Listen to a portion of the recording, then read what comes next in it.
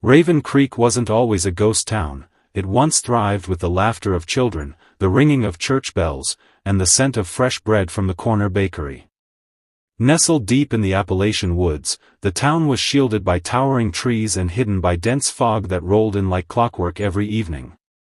But when the mines collapsed in 1989, burying 27 workers alive, a darkness settled over the town like a living curse. Some said the souls of the dead miners had never left. Others whispered of an ancient evil buried deep in the soil, awakened by the drilling. Slowly, the residents left, one family after another, until the only people who remained were the stubborn, the desperate, or the damned. By 2002, the town's population had dwindled to under 50. Among them was Jacob Mercer, a former Marine who had returned home after losing his unit in a disastrous ambush in Fallujah. Haunted by survivor's guilt, Jacob sought isolation. Raven Creek was the perfect place to disappear. He bought his grandfather's old farmhouse on the edge of town and tried to build a quiet life.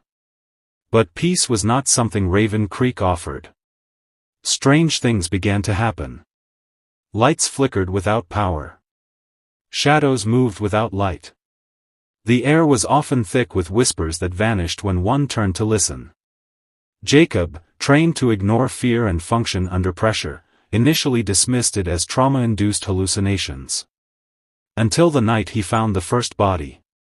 It was Old Man Hargrove, the town's only mechanic, strung up in his garage, eyes missing, his mouth stretched unnaturally wide in a grin that no human could wear. Sheriff Nolan ruled it suicide, but Jacob knew better. He had seen horror. This was worse. That same night, he heard scratching on his front door, not tapping, not knocking, but long, deliberate scratches, as though claws dragged across the wood. When he opened the door, there was nothing there, except 3 deep gashes in the center. He didn't sleep that night. Instead, he loaded his old Remington, cleaned the axe his grandfather used for chopping wood, and waited. By morning, the scratches were gone, and so was the corpse from the mechanic's shop. Nolan claimed it had been transferred to the county coroner, but there was no record. Jacob knew something was wrong. He began investigating. What he uncovered chilled him. The town archives, dusty and forgotten in the closed-down library, spoke of similar disappearances dating back over a century. Every 33 years, Raven Creek suffered the wake, as it was once called, a season of darkness, where people vanished or were found mutilated, smiling in death. The earliest accounts came from the native tribes who once called the land cursed. They spoke of the mouth that hungers, an ancient entity buried beneath the hills that demanded sacrifice to sleep. The miners, it seemed, had awakened it. With no one left to remember, it began feeding again. Jacob knew he couldn't leave. He had run before, from Iraq, from the corpses of his friends, from his guilt, but this was different. This time, running would mean letting the evil spread beyond Raven Creek. So he stayed. He began boarding windows, laying traps, and mapping out the old mine entrances. He scavenged supplies from the abandoned gas station and set up a perimeter around town using motion-triggered lights and makeshift alarms. The few remaining residents didn't believe him, until they started dying. First, Miss Caldwell, the schoolteacher, was found drowned in her bathtub, mouth gaping wide, hands twisted backward. Then the pastor hung himself in the chapel, carving the words, "ITCs," into the pews with a broken crucifix. Jacob went door to door, urging those still alive to leave. Most did. Some stayed, and they too vanished. The town was dying. And Jacob was its last defense. He began to see them, the shadows. Not quite human, not quite spirits, they roamed the outskirts of town, their heads twitching unnaturally, their eyes empty sockets that bled black. They whispered his name at night. They left marks on his windows. They laughed when he prayed. Still, he fought back. Using every ounce of training, every instinct, and every fragment of courage he had left, Jacob turned Raven Creek into a battlefield. He lit flares, used propane tanks as bombs, and fought them with fire and steel. And they bled. Not blood, but smoke, thick, oily, screaming smoke that vanished when it touched the earth. He knew then, they were not invincible. They could be hurt. Maybe even destroyed. But every time he killed one, the sky grew darker. The town colder. The entity was watching. Waiting. Growing. The mine entrance became a focal point, where the whispers were loudest, where animals refused to go, where the air reeked of rot. Jacob decided to end it. He packed explosives salvaged from the quarry 2 towns over. His plan was simple: enter the mine, plant the charges, bury whatever was beneath forever. It would be his last stand. As he prepared to descend, he found a note pinned to his door. No one had been seen in days. The note read, "You are already inside." The shadows had crept closer. The town's borders blurred. The sky wept ash. Jacob gripped his axe, looked at the fading light, and whispered to no one, then let it come. Jacob descended into the mines with nothing but his Remington, a duffel of explosives, and a flashlight duct taped to his shoulder, the light barely piercing the dense, living blackness that swallowed the shaft. The mine hadn't been entered in over a decade, but the path down looked recently disturbed, as if something had clawed its way up rather than someone walking in. He could feel the walls pulsing, the air thick with damp and a rancid metallic smell that clung to his throat. Each step deeper brought with it a heaviness in his limbs, like gravity itself was fighting to keep him from reaching the heart of the darkness. Voices began to echo faintly, not just one or two, but dozens, maybe hundreds, layered upon each other, whispering his name in tongues both ancient and familiar. Jacob tried to shut them out, to focus on the layout he had memorized, but the mind shifted. Corridors that once led to storage now looped back to collapsed shafts. Stalactites hung like fangs from the ceiling, and the floor oozed black sludge that bubbled beneath his boots. He passed a rusted mining cart tipped on its side, and in it lay bones, human, clawed at, snapped, and arranged into a spiral, pointing deeper in. Still, he pressed on. He had come to finish this. To make his life, and the pain he carried, mean something. The narrow path widened into a cavern, and in the center stood a wooden altar, far too old for the mining era, carved with symbols not meant for mortal understanding.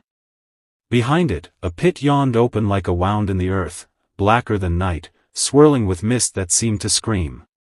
From that pit, the creature rose, not suddenly, but slowly, purposefully, a shifting mass of tendrils, bones, teeth, and eyes that opened and closed in erratic rhythm.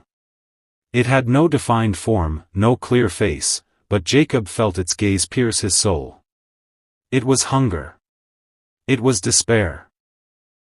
It was the thing that fed on agony, had always fed on it, and had chosen Raven Creek as its dining table. Jacob raised his gun and fired. The bullets disappeared into its mass, causing ripples, but nothing more. It responded with a sound that was not a roar, but laughter, deep, mocking, familiar. His mother's voice. His commanding officer. The screams of his fallen unit. It spoke not in words, but in memory, weaponizing his guilt, showing him visions of Iraq, the fire, the ambush, the torn bodies of his friends, all repeating on loop. "You belong to me," it whispered, and for a moment, Jacob fell to his knees, trembling, lost in it. But something inside him, a voice, quiet but firm, said no. Not this time. Not again. He pulled a flare from his belt and lit it, the burst of red light pushing back the darkness just enough. He took the first charge from his bag and ran toward the pit. The tendrils lunged, slicing his arm, wrapping around his leg, dragging him back, but he fought. Slashing with the axe, burning them with the flare, screaming not in fear but rage. With a final heave, he hurled the charge into the pit, then another, and another. The beast shrieked, the cavern trembling, the symbols on the walls glowing red. As he wired the detonator, a tendril pierced his side, lifting him into the air, blood pouring down his leg. You will die here, it hissed. I know, Jacob spat blood into its mass, thumb on the trigger, but so will you. He pressed the detonator. The explosion ripped through the cavern with blinding fury, rocks collapsing, fire erupting, and the creature's scream tearing through dimensions. Jacob hit the ground hard, half buried under rubble, coughing, bleeding, but alive. The pit was sealed, the altar crushed. The whispers stopped. The air cleared. He had done it. He had faced his demons, both real and imagined, and won. Crawling back through the mine, every muscle screaming, every breath a labor, he emerged into dawn. The fog was gone. The sun touched Raven Creek for the first time in years. Birds chirped. The shadows had vanished. Jacob collapsed at the mouth of the mine, eyes to the sky, smiling, not because it was over, but because he had chosen to stand. For his friends. For the town. For himself. And he had won. When Jacob awoke, the sun was higher in the sky than he had seen in months. Warmth touched his skin, and for the first time in years, he didn't recoil from it. He lay there on the rocky ground outside the mine entrance, blood-caked, bones aching, but alive. Birds sang above him, leaves rustled in the breeze, and the silence, the horrible, hollow silence of Raven Creek, was gone. It was replaced by something real. Something human. He pushed himself up, each movement a battle, and staggered toward town. The landscape had changed. The darkness that had gripped the trees was lifting. Houses that once stood hollow and rotting now looked as if they were merely asleep, waiting to wake. The mist had cleared. The dead hush in the streets had been replaced by the sound of wind and life. As Jacob limped through the main street, leaning on his axe like a crutch, memories flooded him, not just of war, but of childhood. Riding his bike past the bakery, stealing apples from Caldwell's garden, fishing with his grandfather down by the creek. For the first time since the mines collapsed, Raven Creek looked normal. Not new. Not restored. But breathing again. Sheriff Nolan's cruiser was still there, empty and rusted, a reminder of the cost. The church bell, long silent, suddenly rang once, startling Jacob. He turned, there was no one there. Yet somehow, it felt like a thank you. He made his way back to the farmhouse, now standing tall against the sunlight, its windows reflecting golden warmth instead of shadows. He collapsed on the porch, bleeding through his shirt, eyes fluttering. He didn't know how long he slept, but when he awoke, she was there. A woman in her 30s, wearing a park ranger's badge, kneeling beside him with a first aid kit. "Easy, soldier," she said gently, cleaning his wounds. "You look like hell." He chuckled weakly. "I've seen worse." She told him her name was Elena. She was part of a state survey team sent to investigate the region after strange seismic activity was picked up near Raven Creek. The team arrived just after the explosion, just as the fog lifted. They found no evidence of the creature, no bodies, no evil, but they found Jacob. And the mine, now completely sealed by a cave-in, with strange carvings burned into the rocks. Jacob said little. He didn't need to.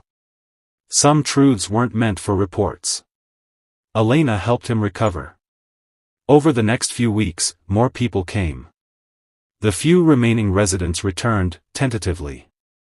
Some homes were rebuilt. A restoration project began, backed by the state and historical societies interested in preserving Raven Creek's legacy. But no one spoke of the entity. No one asked about the night of fire. They didn't need to. The air had changed. The place had changed. And Jacob had changed. He began to help with the rebuilding. Not because he had to, but because he wanted to. He rebuilt the schoolhouse with his bare hands. Fixed the old church roof. Painted mailboxes. Shared meals with neighbors. Laughed. For the first time in decades, he laughed. Yet every now and then, he would walk to the edge of the forest and stare at the sealed mine. He could feel it, some faint echo of what once stirred beneath. A reminder that evil, once awakened, never fully dies. But that wasn't fear he felt. It was vigilance. He had become the guardian of Raven Creek. He carved runes into the stones, planted wildflowers around the mine entrance, built a fence. Not to trap anything, but to warn. To remind those who came after that peace came at a cost. His nights were no longer haunted. The screams, the guilt, the rage, they were still there, buried like old bones, but he had found purpose. Found life. And in Raven Creek, he found redemption. One night, Elena sat with him on the porch. "Why did you stay?" she asked, sipping coffee. Jacob stared out into the quiet, moonlit town. "Because I owed it to them. To everyone I couldn't save before." She nodded, then placed her hand on his. "You saved this town. And maybe yourself, too." He didn't answer, but his silence was louder than words. In that moment, he understood, some battles are fought not for glory, not even for victory, but for meaning.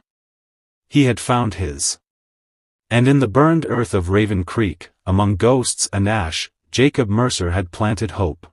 The seasons turned in Raven Creek, and with each passing month, the scars of its haunted past softened like the slow healing of an old wound.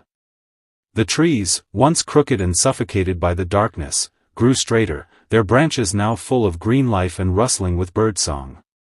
Grass returned to the barren yards, the bakery reopened under a new owner, and children's laughter, so long absent, began to echo again in the park Jacob helped restore. But healing wasn't only in the soil. It was within him too. The nightmares, once nightly, became distant echoes. The screams of war faded like storm clouds retreating from memory.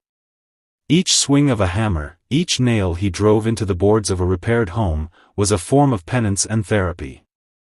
Jacob Mercer, the man who once wanted nothing more than to disappear, now led the town's restoration committee, a quiet yet steady force whose presence inspired others to keep going.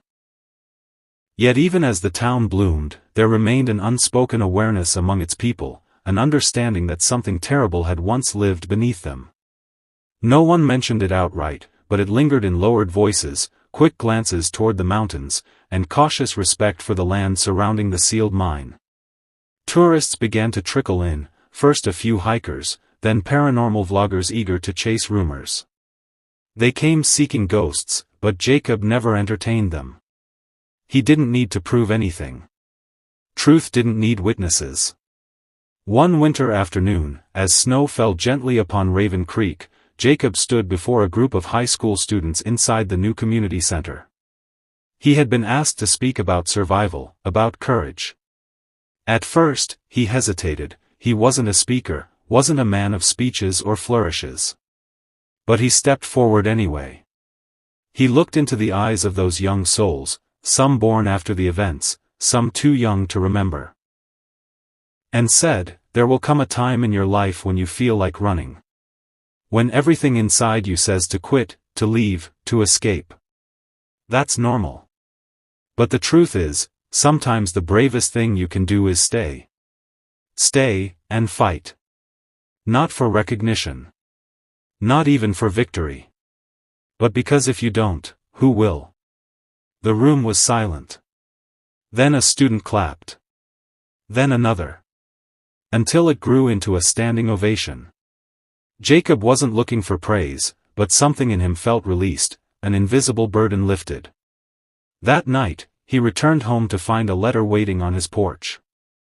No stamp. No signature. Just a weathered envelope with a single sheet inside. In clean handwriting, it read, "Thank you for remembering us." He stared at it for a long time, then folded it carefully and placed it in a small wooden box beside other quiet relics. A dog tag from a friend lost in Fallujah, a photo of his grandfather holding a young Jacob on the porch steps, a cracked compass that once saved his life in the desert. As spring arrived, Jacob began to work on a memorial, One not only for the victims of the mine disaster or the unseen evil he had battled, but for all those who had suffered in silence. He cleared a plot of land near the creek, built a stone monument with his own hands, and carved into it these words, "To those who stood when no one else could. You are never forgotten." People came. They laid flowers. Left small stones.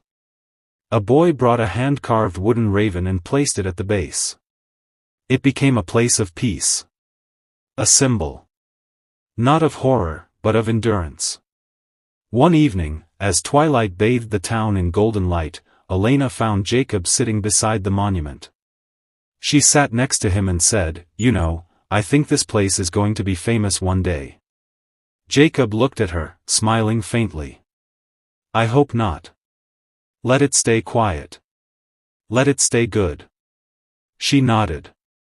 "But people need to hear stories like yours. Not the ghosts. The courage. The standing part." Jacob took a deep breath, the scent of pine and spring filling his lungs. "Then maybe one day, when I'm gone, someone else can tell it. Someone who understands why it matters." Elena reached out, held his hand, and said, "You're not gone. You're still here. And so is this town. Because of you." Jacob didn't reply. He didn't have to. In his silence was pride, pain, and peace, all wrapped into one. And in that stillness, the wind whispered not warnings, but a lullaby. Raven Creek had finally exhaled. Years passed, and Raven Creek transformed from a near-forgotten ghost town into a symbol of quiet resilience. People no longer whispered in fear, but in reverence, about a town that had been cursed and saved, a town that stood tall not because of its size or strength, but because one man had refused to abandon it when it mattered most. Jacob Mercer aged gracefully. His once heavy steps grew slower, his hair turned silver, but his eyes remained sharp, always scanning the horizon, watching for what others could not see. Children now played along the banks of the creek where he used to fish with his grandfather, their laughter floating into the skies once heavy with dread.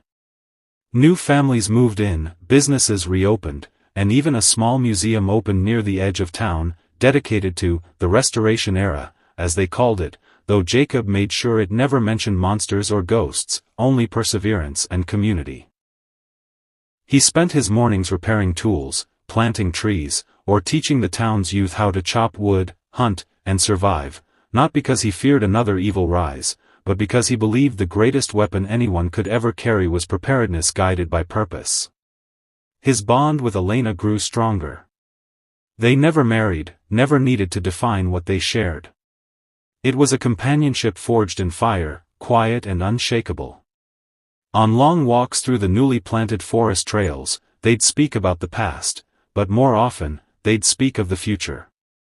She once asked him, "If you could go back, change anything, would you?" He thought about the pain, the blood, the loss. But then he thought about the sunrise over the mine. The smiles of children who now knew peace. The hand-carved raven at the memorial. "No," he said simply. "Every scar told me where to stand." Jacob became a quiet legend. No medals. No documentaries. Just a man who rebuilt, who stayed. On the 10th anniversary of The Last Wake, the townspeople held a quiet vigil by the monument. They lit candles, sang songs of hope, and spoke of their gratitude, not in Jacob's presence, but around the legacy he'd created. He watched from afar, leaning on his cane, humbled. He didn't need to be the center. He had already done his part. But stories, real stories, have a way of echoing across generations. A local journalist eventually wrote a novel inspired by Raven Creek, calling it The Man Who Stayed. It became a regional bestseller, praised not for its horror, but for its humanity. When asked why he never named the protagonist in the story, the writer replied, "Because he could be any one of us, if we choose to stand."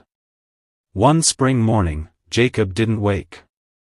He passed peacefully in his sleep, eyes closed, a soft smile on his face, as though he had already walked into the next world on his own 2 feet, axe in hand, ready to protect whatever came next. The town mourned. Flags lowered. Shops closed. At the memorial, hundreds gathered, not just locals, but travelers who had heard his story. Veterans. Survivors. Seekers.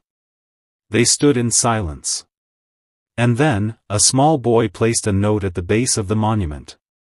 It read, "Thank you for not running." Elena, heartbroken but proud, oversaw the placement of Jacob's ashes beneath the monument itself, beside the wooden raven. A plaque was added, simple and unadorned, "Jacob Mercer, he stood when it mattered." In time, Raven Creek became known not for tragedy, but for triumph. Schools taught its story. Pilgrims came not for ghosts, but for inspiration. The darkness never returned. The mine remained sealed. The forest grew tall. And the town lived, not in fear, but in faith. Every time the wind rustled through the trees or the creek whispered against the rocks, those who listened closely could almost hear his voice, "Stand firm. Fear nothing. Build forward." Thus, the last stand at Raven Creek became more than a battle. It became a legacy. A light in the heart of horror. And proof that even in the blackest night, one man's courage can bring the dawn.